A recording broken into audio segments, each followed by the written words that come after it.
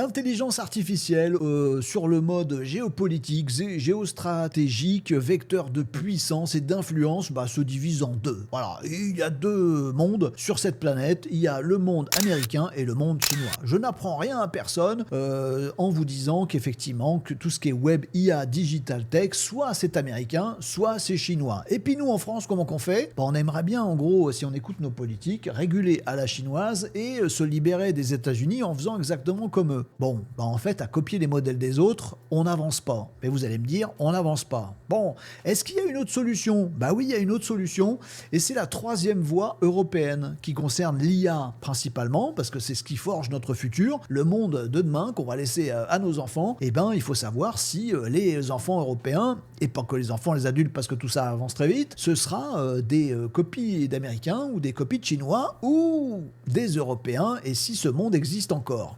Les amis, oui, il existe une troisième voie européenne. Je voudrais l'exposer très rapidement avec vous pour vous dire en quoi ça consiste. En fait, tout simplement, c'est pas juste une vue de mon esprit, c'est ma réflexion et celle de plein d'autres, les amis sur la planète, et je vous la partage à vous, histoire que ça puisse planter une petite graine dans les cerveaux de tout le monde, et peut-être que si ça a retrouvé les neurones de nos politiques, avec un petit peu de courage et tout ça, peut-être que c'est ce qu'il faudrait faire. Non, c'est pas peut-être. Ce que je vais vous expliquer ici, c'est clairement ce qu'on sait qu'il faut faire depuis 3 ans pour éviter les problèmes, pour devenir des champions, pour exister en tant qu'Europe, pour avoir notre vraie souveraineté, qui n'est pas juste de dire on paye des data centers américains, mais on sait qu'on le fait. Non, c'est pas de la souveraineté ça. Bref, la troisième voie européenne, qu'est-ce que c'est, les amis ? On va faire très simple.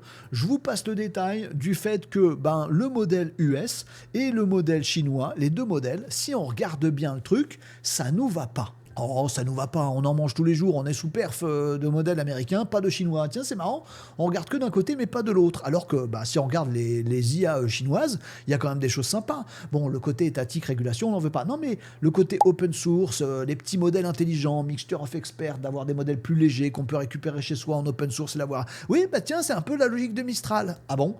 Oui, mais sur le reste, ça nous va pas ce que fait la Chine. Ouais, t'as raison. Et les Américains, on est picousés, c'est l'horreur, etc. N'empêche qu'on en bouffe tout le temps.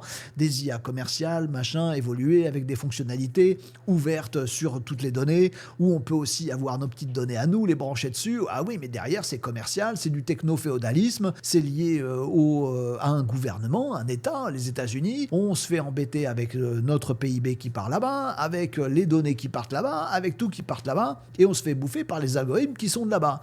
Il nous faudrait un truc. Mistral, en France, il fait ça aussi, des modèles avec des données à nous, et nos infos à nous, et nos algorithmes à nous. Ah ouais, tiens, c'est marrant, il y aurait une troisième voie que Mistral semble nous laisser entrevoir en nous disant moi je suis prêt, ce serait possible. Et pour que Mistral, des Black Forest Labs, des autres startups, il y en a plein, ou fabricants de puces, ou etc., ou supercalculateurs, etc., il y a plein d'atouts en Europe. Oui, mais on a des défauts aussi. Pas de capacité d'investissement de ouf, pas la logique privée, commerciale, État, etc. Ça, c'est un petit peu dommage. On pourra avoir de la commande publique quand même. On a l'impression qu'on n'a pas de data, mais on en a beaucoup. Qu'on n'a pas de chercheurs, mais on en a énormément. On a sûrement les meilleurs. Pas de données culturelles et scientifiques. Tu rigoles, c'est là où il y en a le plus en Europe. Bon, par contre, on n'a pas de data center. En fait, tout le débat de l'IA en ce moment de par le monde, et y compris en Europe, c'est les data centers. Où qu'on met les data centers, on n'a pas de fabricant de data centers, on n'a pas misé là-dessus, et donc on se fait bouffer par les Américains sur les data centers. Et on focalise sur les data centers. Tout le reste de la chaîne, les données, les IA, les cerveaux, les Mistral, les machins, les supercalculateurs pour créer les modèles, tout le reste on l'a. Le seul truc qu'on n'a pas, c'est les data centers. Bon, on se focalise que là-dessus en disant tu vois, on n'a pas le choix, c'est les Américains. Les amis, c'est pas le cas du tout. Faudrait qu'on arrête de nous pipoter. Puisqu'il y a une troisième voie de l'IA et de la tech et de toute cette logique-là, qui n'est pas celle des États-Unis, qui prend le meilleur, mais pas ce qu'on veut pas. Parce que culturellement, moralement, dans notre façon qu'on a de faire nos lois, nos constitutions, nos logiques, les États-Unis, c'est les États-Unis. Bon, c'est très bien. Et la France, c'est la France. Bon, c'est très bien. Voilà, si tu préfères là-bas, tu vas là-bas. Si tu préfères ici, tu vas ici. Et c'est cool comme ça. Le monde est interconnecté, super. Mais quand dans un pays, avec ses valeurs, on a les valeurs d'un autre qui arrivent, c'est là où il y a des points de friction. Bon, gardons nos valeurs. Bon, il faut développer les nôtres. Bon, troisième voie européenne. Et je précise un truc, pas que européenne. Pourquoi? Parce que cette carte, générée par l'IA, qui du coup se gourre dès qu'on lui parle de géographie, mais c'est pas grave, je vais vous expliquer, on a le bloc US qui est là-haut, on a le bloc chinois qui est là-bas, mais il reste du monde, et pas que l'Europe. Il y a tout le continent africain, il y a une grande partie de l'Asie, la Corée du Sud, le Japon, qui n'ont pas envie, pareil, ils ont la même logique que nous, hein. On n'a pas envie des Chinois, on n'a pas envie des US, et on aurait notre modèle à nous, avec des chercheurs, des scientifiques, des data, des supercalculateurs. Par contre, pour les data centers, on est un peu dans la merde. Bon, c'est pareil pour ces pays-là. Le Canada, qui devrait être en vert, j'ai fait comme s'il était déjà absorbé. Pas du tout. Allez, avec vous, en force, les Canadiens. Donc, il devrait être en vert. Il y a l'Angleterre, qui ne fait pas partie de l'Europe, mais qui est sur la même lignée. Bref, on serait un petit peu nombreux quand même, à travers le monde, peut-être avec des logiques plus humanistes, plus respectueuses des cultures, des données, de la véracité. Peut-être un nouveau siècle des Lumières, voilà, à faire naître autour de l'IA et de la tech. Mais apparemment, c'est pas les US qui vont nous l'apporter pour certaines raisons qui ne nous reviennent pas, et c'est pas la Chine qui va l'apporter pour des raisons qui ne nous viennent pas. Donc, il serait temps, depuis la hype de l'IA, et on n'a toujours pas beaucoup bougé, merci Mistral d'avoir bougé pour nous, merci beaucoup, faudrait qu'on avance nos pions. Mais nos pions à nous, pas les pions aux autres, des autres qu'on subit de notre côté. Alors, la troisième voie européenne, en quoi elle consiste sur le terrain de l'intelligence artificielle? En fait, c'est très simple. Mais c'est totalement... Nos cerveaux se sont fait totalement hacker la tronche par ce qu'on nous dit dans les médias et ce qu'on nous dit en caricaturant. L'IA, ça consomme énormément. C'est un désastre écologique. Tu vois, tous ces data centers, voilà, aux États-Unis, regarde, ils construisent des tas de trucs, etc., etc., etc. Donc, pour les data centers, c'est ouf. C'est des budgets colossaux pour ça, pour consommer de l'énergie. L'impact environnemental est dingo. Oui. Si tu es basé sur le modèle américain, pourquoi on n'aurait pas, nous, un modèle européen qui prend en compte ces impacts écologiques et se dit, nous, on va faire 100. Ouais, mais l'IA, t'as vu, c'est beaucoup de pognon. Regarde tous ces data centers, ces GPU, regarde Nvidia, Mastodonte, Google, Mastodonte, Meta, Mastodonte, OpenAI, tous ces géants, on ne peut pas rivaliser. Non, sur le côté GPU, sur le côté data center, non. Mais pourquoi on ne ferait pas, nous, un modèle IA européen qui ne nécessite pas toutes ces dingueries? Ah ouais, ça commence à être intéressant cette histoire. Mais regarde, au niveau de la régulation, c'est terrible. La régulation, alors est-ce que Grok il a le droit de dire des trucs? Est-ce que tel IA a le droit de dire des trucs? Alors on a le droit de tout dire sur les réseaux, et puis du coup c'est récupéré par des IA qui vont pouvoir tout dire. Comment c'est réglementé? Comment c'est prompté? Comment c'est entraîné? Est-ce qu'on a le droit de dire tel truc aux mineurs? Est-ce qu'on a le droit de générer des photos générées par l'IA avec des mineurs pas très habillés, etc. Est-ce qu'on a le droit de s'en servir pour faire des trucs chelous? Nous, on n'a pas le droit dans notre pays. Oui, mais on utilise celle des autres. Si on avait une IA chez nous en Europe qui aurait déjà dans ses données, ses façons de faire, ses instructions en dur, quelque chose qui permette ça. Oui, mais il y a toujours des petits malins qui arriveront à déborder le truc. Et puis du coup, comme c'est de l'IA, personne n'est responsable, on peut mettre personne en prison. C'est pas moi qui ai fait des dingueries, c'est l'intelligence artificielle. Non. Si on a, encore une fois, cette troisième voie européenne qui tient compte du fait que l'IA doit être derrière l'humain, pas devant le remplacer. Tiens, vas-y, l'IA, va faire des conneries à ma place, toi tu me retrouveras jamais, je suis derrière un pseudo. Non, de l'IA chez nous, derrière les humains. Comme ça, si ça fait des bêtises, on reste en responsabilité. Bref, il y a énormément de problèmes, et je vous en ai passé beaucoup, énormément de problématiques aujourd'hui, en Europe notamment, et en France. On met tout un tas de trucs pour légiférer, pour mettre des lois, des couches de trucs, des actes et des machins et des bidules, pour légiférer les trucs des autres qui nous vont pas à nous. Est-ce qu'on pourrait pas juste inventer un truc à nous, qui du coup va même pas avoir besoin de légiférer, parce qu'il respecte déjà nos lois actuelles et celles qu'on veut? Comment on fait? On fait de l'IA locale, autrement appelé human-centric. Le truc est très simple, il n'y a pas de data center. Quoi?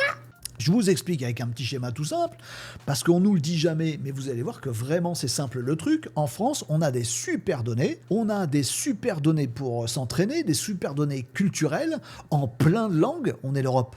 Plein de langues différentes, qu'on parle bien, avec des écrits, avec des livres, avec des romans, avec des thèses, avec des scientifiques, en maths, en chimie, en bio, en machin. Bref, on a la richesse culturelle écrite la plus balèze existante de par le monde. On prend cette donnée-là, qui est une donnée publique, avec des travaux de recherche et tout ça machin. Bon, on la récupère, pas de droit d'auteur, tout ça machin, ça se règle au niveau des États et de tout ça. On peut donner le droit juste pour ça, on peut protéger les auteurs juste pour ça, et on fait tourner ça sur des supercalculateurs. Parce que oui, on a des supercalculateurs. Ça, pour le coup, c'est un truc qu'on sait faire chez nous en Europe. Donc il y a des supercalculateurs en France, en Hollande, en Allemagne, il y en a plein d'autres qui sortent. On va mailler l'Europe avec des supercalculateurs. Alors c'est pas pour servir l'intelligence artificielle, ça c'est des data centers, mais pour fabriquer le modèle d'IA au départ, pour prendre toutes ces données, en faire un réseau neuronal surpuissant, le réentraîner derrière, etc., pour en sortir un super modèle vachement balèze. Ça, c'est les supercalculateurs, c'est pas les data centers. On les a, les supercalculateurs. Bon, après, il faudrait qu'ils pondent des modèles super malins, genre des modèles de type Mixture of Experts, des gros modèles. Voilà. Mais quand on les interroge sur un truc, ça devine quelle partie du modèle ça va mettre en route, ça va exploiter pour nous répondre super bien, histoire de ne pas prendre tout le modèle à chaque fois. Économie, d'énergie, de temps de réponse, de latence, de rapidité, et surtout pouvoir avoir un gros modèle super sachant, mais on va l'exploiter qu'un petit peu, comme ça c'est plutôt pas mal. Ça c'est une invention de chez Mistral les amis, Mixture of Experts. Voilà, et d'autres trucs malins que font les Chinois, qu'à leur piquer leurs trucs malins. Une fois que le supercalculateur, il a, avec nos super données, nos super ingénieries, fabriqué des super modèles, où c'est qu'on les met les modèles? Non, pas là où vous pensez, pas dans les data centers non plus, chez nous les amis. Dans les écoles, dans les administrations, dans les entreprises, sur nos PC. Tu crois qu'ils vont nous donner ça gratos? Et Mistral, ils font comment à votre avis? Le modèle économique de Mistral, c'est celui-là. Les modèles, beaucoup de modèles de chez Mistral, pas tous, ils sont en open source. Vous pouvez les récupérer, les installer. Ouais, mais tu fais pas une économie là-dessus. Bien sûr que si, on fait une économie là-dessus. C'est le modèle de Mistral, qui est une boîte qui gagne du pognon. Allez demander à OpenAI s'ils en perdent pas des milliards tous les trimestres. Oui, alors que Mistral, il en gagne. C'est quoi la logique? D'avoir... Du coup, pour le monde professionnel ou pour des usages un petit peu particuliers, par exemple pour l'éducation nationale, il faut absolument qu'on arrête d'interdire l'IA et les écrans à l'école. Il faut qu'on fasse des bonnes IA pour les élèves, pour les accompagner le soir en fonction des vrais cours, du vrai prof, etc. Bien sûr qu'il faut faire tout ça, il faut faire une commande publique au niveau de l'éducation nationale et de tous les autres ministères et de toutes les autres choses qu'on a à réformer. L'IA peut nous y aider grandement. Dans l'éducation, c'est clair, net et précis. Mais si vous faites une commande publique, vous évitez de dépenser des sous ailleurs, vous faites une commande publique pour une boîte qui serait en France ou en Europe, cette boîte-là, elle développe un super modèle IA pour l'éducation en France, qui du coup sera acheté par nos copains européens, mais du coup, cette IA-là, il faudra l'intégrer, aller la mettre dans les écoles, puisque c'est de l'open source. C'est pas Opaque Data Center, c'est pas OpenAI, Google et Anthropic qui vont faire ça. Va falloir l'installer chez tout le monde. Du coup, il y a des prestataires dont on a besoin, qui vont adapter les modèles, qui vont les installer, qui vont les faire tourner, qui vont mettre les bons terminaux, qui vont mettre les bons trucs open source, etc. Ça fait du marché de l'emploi. Voilà, et du coup, plein de gens qui vont être formés à savoir installer de l'IA en France et en Europe. Super, ça fait tourner notre modèle social. Et derrière, on se retrouve tous avec une IA locale, que ce soit en entreprise, génial, on va enfin pouvoir faire ce saut là dans le temps pour dépasser tout le monde, que ce soit pour nos usages personnels également. Et là, les amis, on règle un autre volet du problème, qui est le volet légal. Puisque, effectivement, si vous faites demain des trucs bizarres sur les internets, vous avez généré telle image de telle personne, de votre beau-frère en caleçon pour se foutre de sa tronche, les amis, c'est pas l'IA de Grok avec un pseudo vague de chez vous, à qui il faut demander à Elon Musk, la police française, elle doit demander à Elon Musk votre adresse IP, il lui la donnera pas parce que vous croyez quoi? On n'y arrive pas. Mais là, si on a tous une IA locale, on sait d'où est parti le truc. C'est Renault qui, avec son IA locale, a fait la bêtise. Et donc, s'il te plaît, va falloir que tu nous rendes des comptes. Bref, ça règle plein de problèmes. Modèle social préservé. Même un petit slide là-dessus. La productivité humaine. Nous, on va recruter un super agent IA qui sait vachement bien faire du tricot pour la robotique. T'as qu'à acheter la mienne. Vas-y, donne. Toi qui éduques ton IA open source à faire du tricot depuis 3 ans. Si vous la voulez, faut me recruter moi. Elle vient avec. On te paye un salaire à toi pour avoir ton IA qui sait vachement bien tricoter. Hop. Vous voyez, cette logique de productivité, on n'est pas l'humain remplacé, on est l'humain augmenté qui, lui, retrouve sa place dans la société, dans les échanges, etc. etc. La stabilité économique, parce qu'il faut préserver notre modèle social, et en ce moment, ben, il est dans le tunnel total parce qu'on se fait bouffer par toutes ces dingueries qu'on veut. Hein. On veut aussi de l'IA puissante en productivité, en qualité, en recherche, en industrie, en tout ça. Ben, on l'aura et on la développera nous-mêmes. En plus, avec une logique open source où le gars qui a fait son IA de tricot, le gars qui a fait son IA de robotique industrielle pour monter des voitures, ben, ils vont tous pouvoir se partager les choses avec qui ils veulent, voire le monétiser, voire en faire aussi là un business model hyper rentable. Ben, on aurait tout, on n'aurait aucun des problèmes, on n'aurait pas besoin des choses qu'on n'a pas, les data centers, on exploiterait à mort les choses qu'on a, les données, les data, les supercalculateurs, les chercheurs, l'ingénierie, le modèle social, etc., etc. On profiterait de nos forces, on jouerait pas sur nos faiblesses et on développerait quelque chose de parfaitement clair et original. Ce serait pas la Chine. Si le côté modèle open, malin, etc., fait sur des supercalculateurs avec de l'énergie, chez nous c'est nucléaire, peinard, décarboné, on peut faire tourner le truc.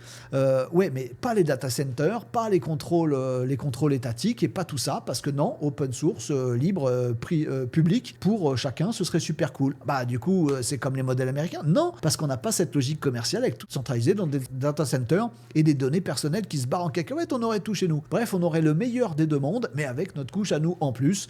Bref, on aurait cette troisième voie européenne. Quand on parle de souveraineté, souvent à la téloche, ou chez les politiques, on dit toujours oui, on achète trop de trucs aux Américains. Bon, mais c'est pas une question juste de PIB, c'est une question de modèle social et de savoir pourquoi on fait l'IA, comment et dans quel sens. Quel monde de demain on offre à nos enfants? Est-ce que c'est le monde étatique complet de la Chine, le plan étatique de l'intelligence artificielle? On n'est pas fan.